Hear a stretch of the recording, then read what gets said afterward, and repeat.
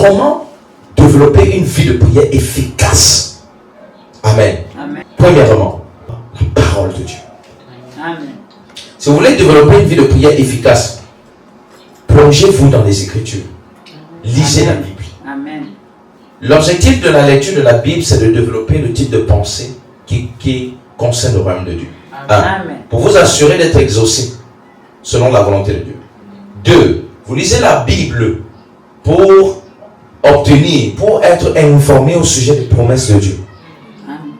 Amen.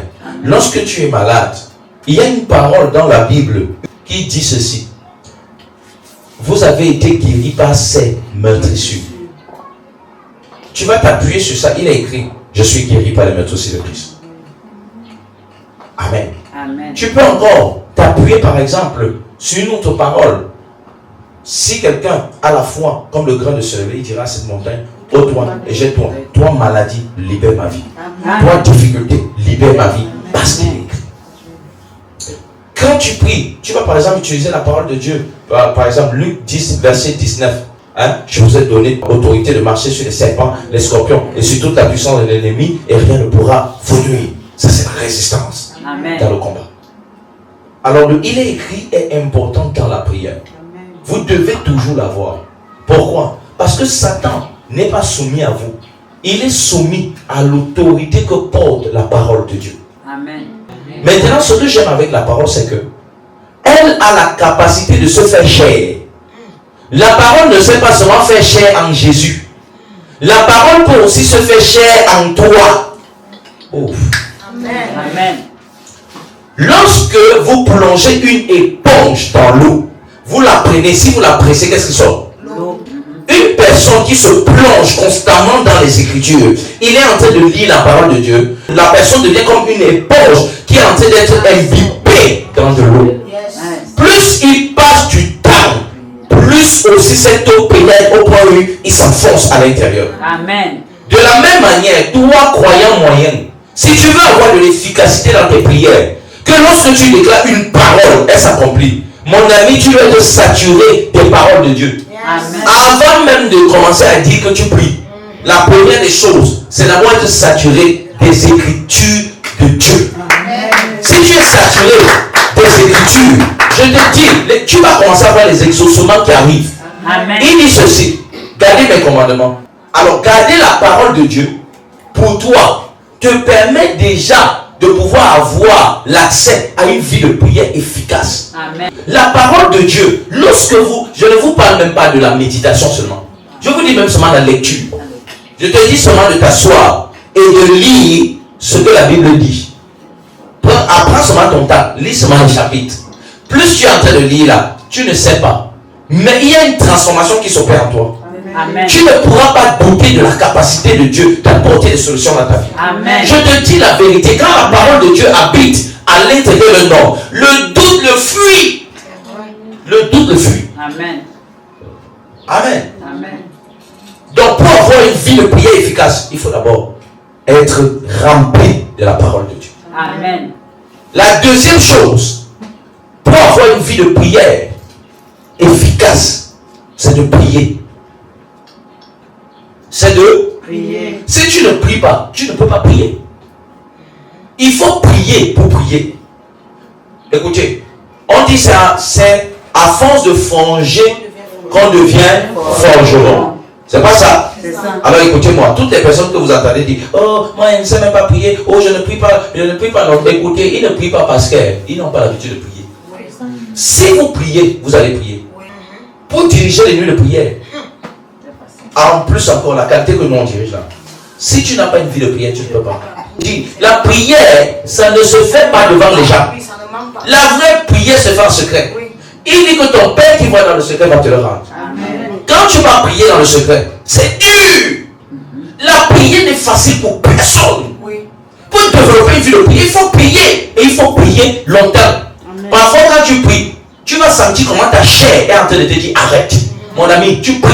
Amen. C'est pour ça que Dieu nous a donné les langues. Pourquoi? Parce que la prière, ce n'est pas un lieu de jeu. Ce n'est pas un lieu où il y a des doudounets. C'est un lieu où, mon ami, tu batailles. Ton corps te dit arrête. Toi, tu dis à ton corps, mon ami, je veux que ma vie change. Les katakata.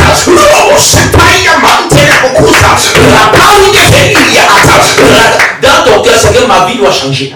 Ma vie doit. Je dis que parfois, c'est un sujet de prière que tu as été prié pendant longtemps. La prière, c'est quand on prie. c'est clair. Amen. Amen. Si les hommes de Dieu sont sincères, ils ne vont jamais vous dire que la prière est facile. Oui, c'est vrai. Si quelqu'un dit que la prière est facile, il ne prie pas. Mon ami, j'ai prié les 14 heures de temps dans ma vie. Je sais que la prière, mon ami, c'est dur. Il faut prier. Amen. Il faut prier. Amen. Donc pour avoir une vie de prière efficace, c'est la prière. Tu veux développer une vie de prière, prie. Amen. L'esprit de prière vient te soutenir quand tu pries. Si tu ne pries pas, il ne te soutient pas. C'est quand tu pries que l'esprit de prière vient te soutenir. Amen. Oui. Alors, tu n'as pas d'excuse. Parce qu'on ne te donne même pas un temps pour prier. On te dit seulement prie. Vous savez ce que Jésus a dit? Priez sans cesse. Lui-même étant le modèle. L'homme qui a dit prier sans cesse. Il finit le rang de ministère. Il rentre sur la montagne des Oliviers. Il va prier. Il va prier quoi? Mais il a fait le miracle, non? Mais il va pas prier quoi? Je vais vous expliquer quelque chose. Ça c'est pour nous. Amen. Amen. Les hommes de Dieu. Quand tu as fini de prier avec les gens, rentre tu peux.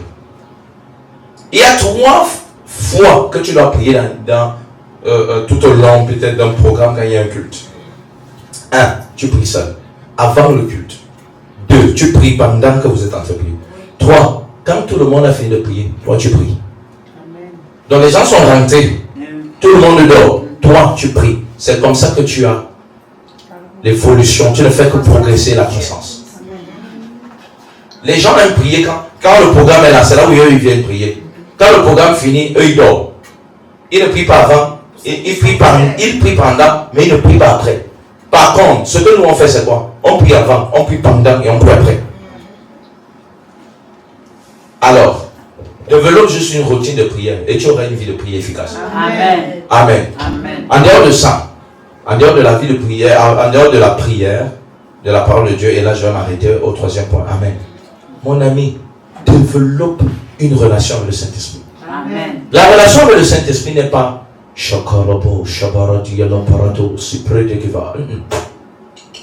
oh Seigneur, fais ceci pour moi. Non. Développer une vie de prière efficace demande de développer une relation avec le Saint-Esprit. Comment tu développes une relation avec le Saint-Esprit? Écoutez, quand vous voulez développer une relation avec quelqu'un, qu'est-ce que vous faites? Vous causez. Hein? Pour développer une relation avec le Saint-Esprit, allez dans le lieu secret, mais avec des questions. Posez des questions à Dieu. Seigneur, je traverse cette situation. Je n'arrive pas à trouver des solutions. Est-ce que tu peux m'aider là-dessus? Je t'ai dit que Dieu va te répondre. Amen. Amen. Soit il va t'inspirer. C'est-à-dire que tu dois avoir ton cahier. Soit il va t'inspirer, tu vas commencer à noter quelque chose. Soit alors, il va te le dire ouvertement, tu vas entendre. Soit alors, il va te donner un témoignage intérieur, une conviction. Amen. Amen. Posez des questions. Un jour, un homme de Dieu que j'honore beaucoup, l'homme de Dieu, le pasteur Denis In, il a dit ceci dans son livre Bonjour Saint-Esprit. Il dit, le Saint-Esprit ne vous parlera jamais si en premier. Il dit, le Saint-Esprit ne vous parlera jamais en premier. Parlez-lui d'abord. Vous savez ce que c'est que parler d'abord au Saint-Esprit? C'est l'acte de foi. C'est la preuve que tu crois qu'il est là. Mais il ne va jamais venir te parler d'abord avant. Non. Il a besoin que tu lui poses une question pour t'apporter une réponse. Pourquoi? La Bible l'a situé dans ta vie comme le roi à Kodesh. Qu'est-ce que je veux dire? L'alto paraclète. Amen. Amen. Le consolateur. Et quand on parle d'un consolateur, n'est-ce pas? Quand tu parles, si quelqu'un te console, c'est toi qui vas parler. Et tu parles, il t'écoute, non? Après, il te donne ses réponses, non? C'est ça le consolateur, non? Alors, quand tu veux développer une vie de prière efficace, va dans le lieu secret, va avec des questions. L'autre chose, va avec des problèmes. Arrêtez d'aller dans le lieu secret sans problème. Si vous voulez développer une relation avec Dieu. J'ai entendu les gens dire que non, quand tu veux développer une relation avec Dieu, tu ne pars pas, tu ne fais pas les prières de demande. Ils mentent. Je dis qu'ils mentent. Amen. Moi, je suis souvent... La vie ne nous enseigne-t-elle pas? Vous avez des enfants, non? Quand vous causez avec eux, ils vous laissent comme ça.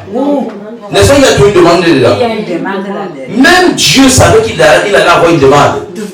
Dans la prière dominicale, il a dit, il y a une partie qui est réservée pour la demande. Et il n'a pas dit s'il te plaît. La demande est même comme un ordre, comme si on imposait un ordre à Dieu. Il dit donne-nous. Il ne dit pas s'il te plaît, donne-le-nous. Il dit donne-nous. Pourquoi? C'est notre droit. Oui. Donc on a fini de prier pour ton règne. On a sanctifié ton nom. On est devenus tes enfants. On a accepté que ta volonté soit accomplie. Maintenant, fais-nous du bien. Mon ami, la partie donne-nous là. Dans ma vie, c'est ça qui m'élève. Amen. Donc si toi, on te dit de ne pas utiliser la partie là, on te manque, on est en train de te priver de Dieu. Amen. Vous pensez que tout l'héritage que Dieu a là, il a ça pour rien? Non. Il va faire quoi avec? Rien. Dieu a besoin d'argent. Non. Il n'est pas sur la terre. Dieu a besoin du travail. Non. Il a besoin du mariage. Non. Lui ne connaît pas pour Dieu. Oui. Dieu ne sait pas ce que c'est enfanter un enfant. En cela, tu le dépasses. Amen. Oui. En cela, toi, tu dépasses Dieu. Il y a des goûts que Dieu a pris dans ton corps. Oui. Et entier. Amen. Il y a des goûts. C'est la vérité. Il y a des goûts que le Saint-Esprit a goûté à partir de toi. Amen. Oui. Dieu ne connaît pas ça. Même pour lui donner l'enfant à Marie, il n'est pas passé par ça. Il ne connaît pas. Lui, c'est que quand il faut crier, il met seulement dedans. Lui, il ne connaît pas que, hein, on vient là, il y a les préliminaires. Lui, il ne connaît pas ça. C'est la vérité. Même si les gens ne disent pas ça, moi je dis. Amen. Amen. Le Saint-Esprit goûte certaines choses par toi. C'est toi qui lui fais goûter. Amen. C'est vrai. C'est vrai qu'il y a aussi des péchés que les gens ont fait goûter au Saint-Esprit. Amen. Mais en dehors de ça, qu'est-ce que je veux dire? La partie, je vais m'arrêter ici. La partie où on dit donne-nous. C'est la meilleure partie que moi j'aime dans la Bible. C'est pour ça que moi je ne prie pas pour les brisements. Amen. Amen. Il y a des moments où je sens que j'ai besoin d'un brisement. Ça, c'est quand ma volonté peut être opposée à celle de Dieu. J'ai besoin que Dieu brise ma volonté pour que je ne résiste pas. Mais toutes les fois où je sais que ma volonté est en accord avec lui, moi, je ne prie pas pour ça. Je prie pour que Dieu me bénisse et qu'il te bénisse. Amen. Je prie pour être une source de bénédiction, pour que toi, tu sois une source de bénédiction. Amen. Est-ce que vous comprenez? Amen. Alors, s'il vous plaît, la partie de donne-nous là, maman, dans le donne-nous là, il y a Seigneur, donne-nous tes faveurs, donne-nous ta richesse, donne-nous ta grâce, donne-nous ta gloire, donne-nous tes projets, donne-nous ta volonté, donne-nous tes privilèges, donne-nous ton honneur, donne-nous, donne-nous, donne-nous. Même Jésus a dit ceci: Père, rends-moi la gloire que j'avais auprès de toi avant.